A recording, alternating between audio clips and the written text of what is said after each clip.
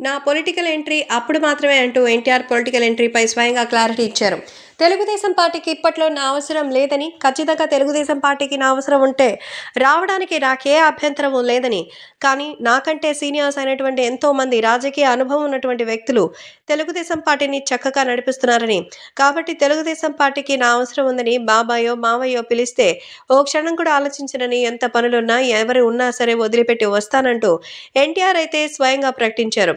So తాజాగా junior NTR AP రాజకీయాల పట్ల చేసిన ఈ హాట్ కామెంట్స్ అందరికీ షాక్ ఇచ్చాయి.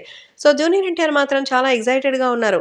రాజకీయాలకి సంబంధించిన ఈ విషయంలో మరి తనకి సపోర్ట్ చేయడానికి చాలా సంతోషంగా ఉందని, కానీ ఇప్పుడున్నటువంటి పరిస్థితుల్లో మాత్రం చాలా ఇబ్బందులైతే ఎదురవుతున్నట్టుగా చెప్తున్నారు. కాబట్టి ఈ విషయాలు కూడా ఎంతగానో వైరల్ అవుతోంది. నారా చంద్రబాబు నాయుడు తెలుగుదేశం పార్టీని ఎంతో చక్కగా ముందుకు నడిపిస్తున్నారని, నారా లోకేష్ కూడా చాలా చక్కగా చూసుకుంటున్నారు. ఇక అత్త పురంధరేశ్వరి బీజేపీ కూడా కూటమిగా ఉన్న నేపథ్యంలో పవన్ కళ్యాణ్ గారితో కలిసి అధికారాన్ని షేర్ చేసుకుంటూ చాలా చక్కగా పరిపాలన సాగిస్తున్నారు. ఖచ్చితంగా దేశం అలాగే మన రాష్ట్రం అభివృద్ధి పదంలో ముందుకెళ్తుందని తన యొక్క ఒపీనియన్‌గా అయితే జూనియర్ ఎన్టీఆర్ చెప్తున్నారు.